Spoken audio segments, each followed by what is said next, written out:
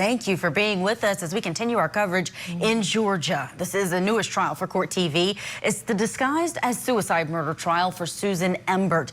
And this is the third time she has been there inside of a courtroom facing a jury, being tried allegedly for killing her husband. William Embert was found shot to death in June of 2014, but the defense claims he killed himself. 5 years after her first conviction in 2019, she was granted a new trial after a juror was found to be a convict and as such was ineligible to serve on that jury. Embert's second trial began last December, but the judge declared a mistrial because the coroner testified antifreeze made him change his ruling from a suicide to a homicide. Yeah, and wasn't supposed to say that word right. in front of the jury. So the defense argued that the use of that word was highly prejudicial and evidence had already been excluded from the trial by the judge. So will the third time be the charm? That coroner is now on the stand in Embert's third trial. Let's get you into the courtroom for that pivotal testimony.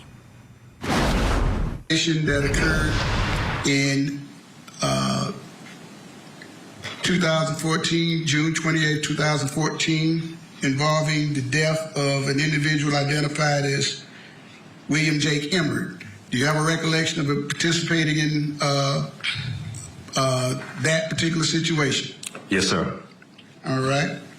And can you tell the jury how you came about being at the scene?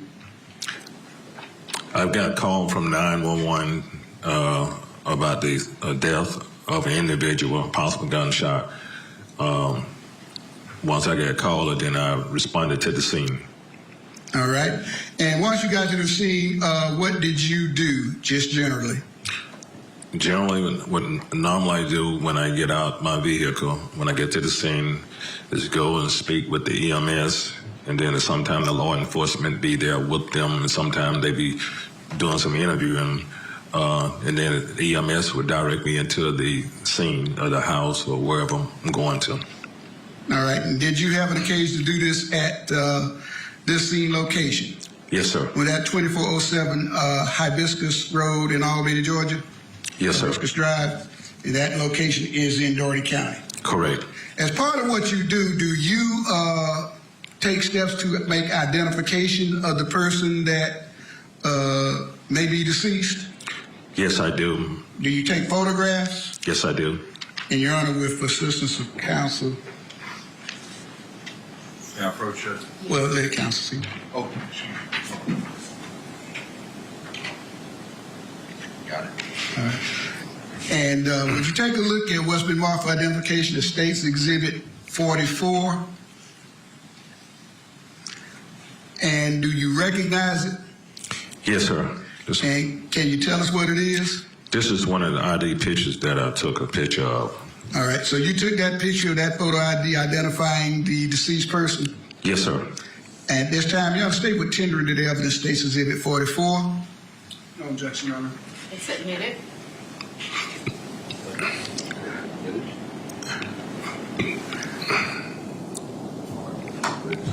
Okay. At this time, we publish State's Exhibit 44.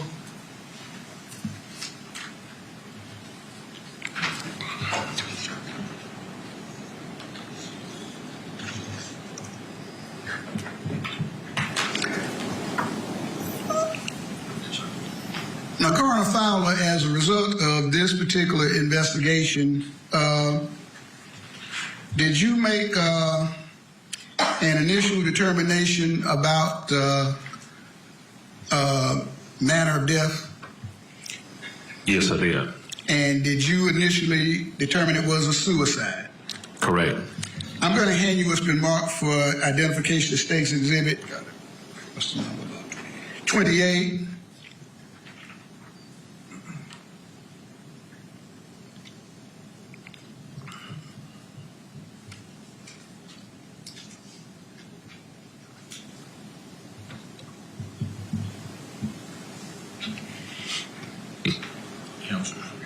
All right. And would you pass it up, please? Thank you, Your Honor. Yes. And is that a death certificate that you had issued?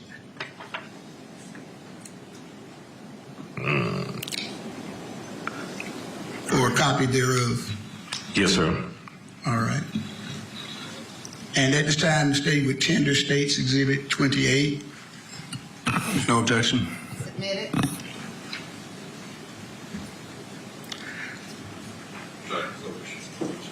We don't have to.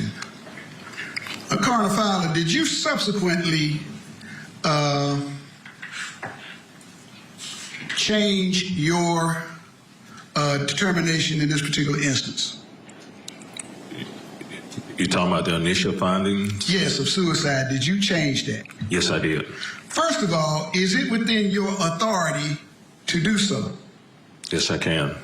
And within your authority, what were you looking for in order to make a decision about whether you should change a death certificate? More information come to light. I can change it based on other evidence to come to light.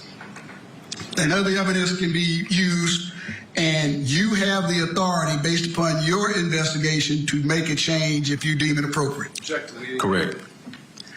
What is your authority if you have the information that would make it appropriate to change? I have to have all the information that I didn't have initially. Then other information come to light. Then I can go back and change the death certificate if it need to be. All right. And ultimately, as you understand it, even if you have whatever your determination, is it your understanding as the coroner that ultimately whether a crime is a crime, whether a circumstance is a crime, for instance, murder, that will be ultimately determined by the court? By the court or the coroner? I don't understand the question. My question is, no matter what you decide in terms of your administrative duties, ultimately, whether the death was a crime. Your Honor, I'm going to object. This is not a question. It's telling him what that the court ultimately decides. I'm going to ask you to just rephrase your question so it's not leading. All right, I'll rephrase. Mr. Coroner, whether or not a homicide is a crime or not, who makes that determination? I do. I help make the decision based on what information I have. And what I'm saying is somebody should be held accountable for that. Who makes that determination? I bring the court. I mean, the DA office or whoever. All right. With it, you're saying the judicial system Right. makes that determination. Whether All the right. person go to jail or something, I'm trying to. Yes. Yes. That depends on. That's up to the justice system. My job is to come up with the facts, what I see, and what I'm gonna put on the death certificate. Right. That's what I'm asking. Is that what you do? Yes. And it's up to a jury, to your information, to make these decisions. Yes.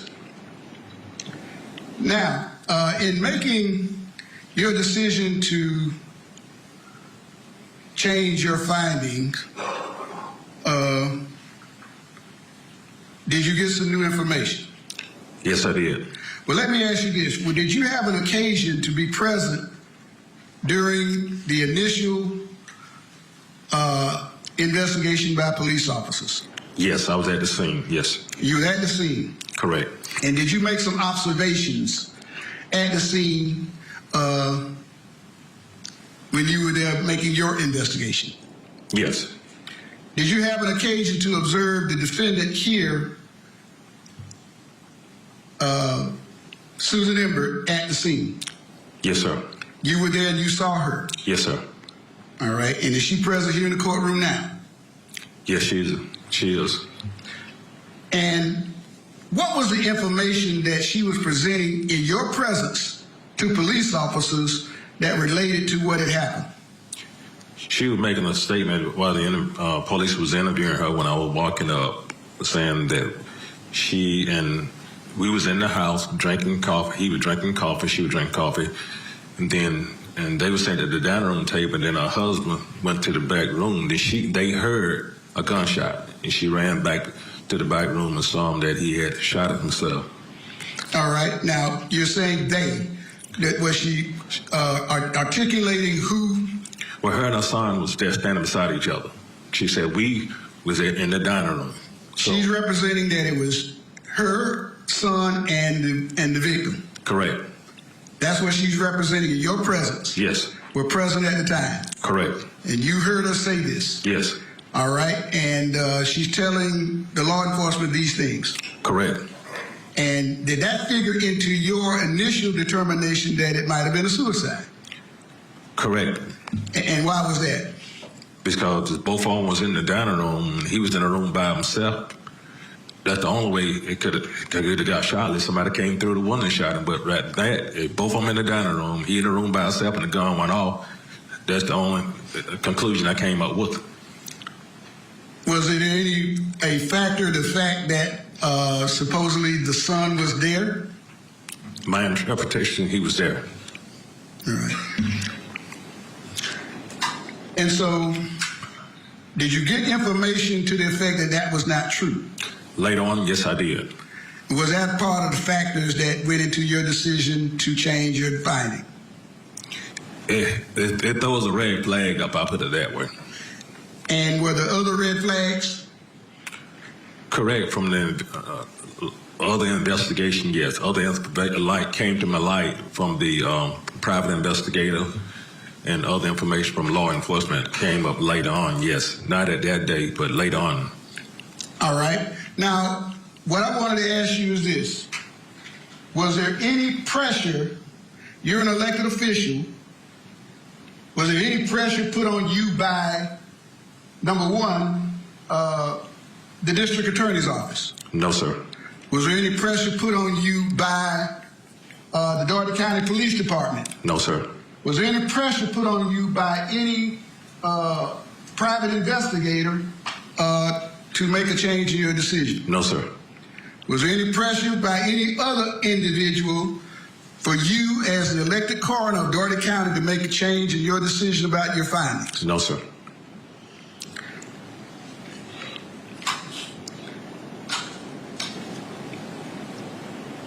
And Ms. Fowler, I want to just go from this point. Do we have...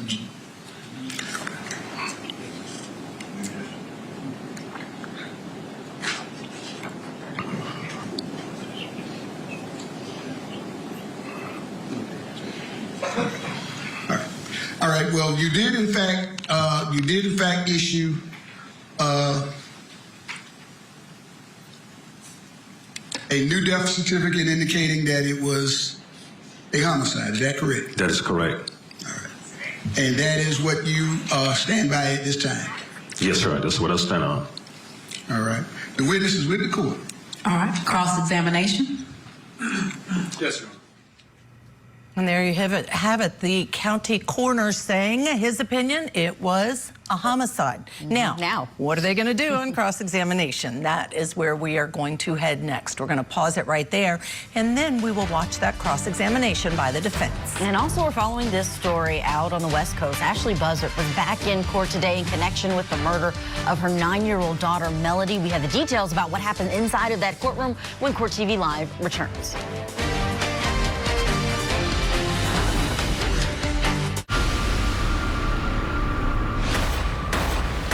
I'm going to ask you a lot of intensely personal questions. From the crime scene to the courtroom, this is Victim to Verdict. Everyone has this heightened sense of anticipation. What a day here at Court TV. Fireworks both inside and outside the courthouse.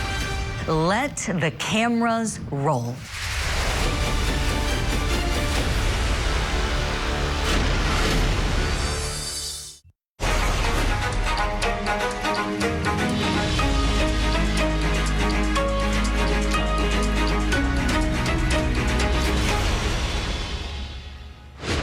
We'll get back to court in just a moment. But first, here are a few cases Court TV is tracking for you. In California, Ashley Buzzard returned to the courtroom today for a preliminary hearing. The defense is requesting a permanent gag order on law enforcement and details from the warrant. Those motions will be heard on January 21st. Just last month, she pled not guilty to murdering her 9-year-old daughter, Melody. Prosecutors say, though, that she shot Melody in the head and left her body in a remote area of Utah. They will not seek the death penalty, but they are pursuing life in prison without the possibility of parole. And we're tracking this one in Ohio. The state's highest court is going to be determining Sidney Powell's fate after an appellate court overturned her murder conviction in the death of her mother. That happened last year. Now, the Supreme Court in Ohio heard arguments over expert testimony and procedure in Powell's murder trial. She was in college when she murdered her mother, Brenda. And in 2020, she was that happened in 2020, and she was convicted in 2023 and sentenced to 15 years to life. She claims she was insane at the time of the crime. The appellate court granted her a new trial, finding that the trial judge made a mistake in not allowing the defense to present a surrebuttal case at trial, and the state is appealing that decision. And in Massachusetts, a pretrial hearing for the mother accused of killing her 3 young children in 2023 focuses on logistics of getting her to the courthouse. Lindsay Clancy did appear via Zoom today as her attorneys talked about getting her ready for trial. Why? Well, because she is paralyzed from the chest down after she jumped from a window of her home. The defense says she will need 2 female nurses and a stretcher to be transported to court. But the other side states, nope, she's asking for too much. Clancy has been staying at a mental institution since the incident. The judge will give a written order at a later date before the January 27th hearing.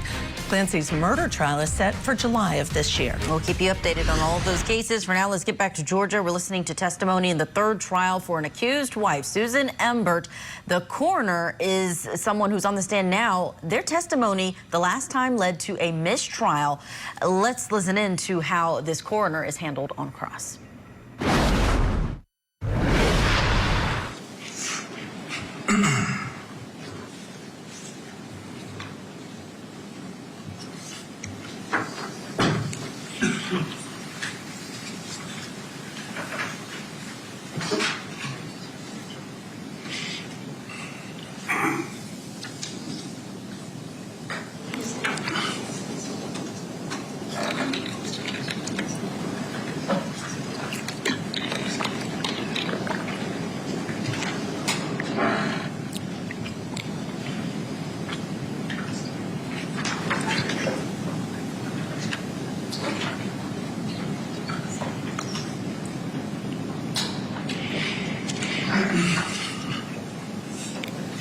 Good afternoon.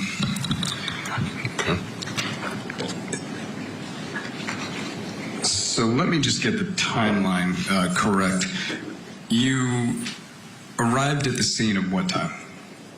I can't remember. I don't have the folder before me. I don't remember what time I arrived. Do you have any kind of a ballpark idea? I really don't. Okay. When you arrive on scene, you treat every shooting scene as a homicide, correct? Well, I think you should treat every scene, regardless of look natural, whatever you treat it as a homicide, correct? Right. You treat it as a homicide, and then you rule things out. Work your way back down, correct? Work your way back down, okay. So you arrived on the scene, you know it's a shooting. You can just respond verbally yes. for the court? Okay. You entered the house. Correct. EMTs showed you the body? Correct. And you examined the body? Correct. You examined the things in the room? The body. The body. And observed the room, correct. Observed the room. Observed the gun. Yes. Observed the wound? Correct. Observed the exit wound? Correct. Okay.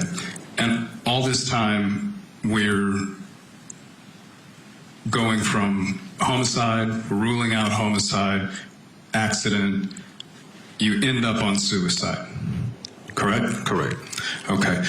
You weren't under any pressure to pick suicide, correct? Correct. You don't have to choose one of those 3 things or you get in trouble.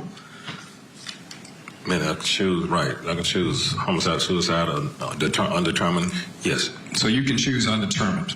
Yes. You would only pick suicide if that's what the evidence shows. Correct. Okay. So, using your training experience, you determined this was a suicide. Correct. You released the body. Correct. The funeral home person came and picked it up. Correct.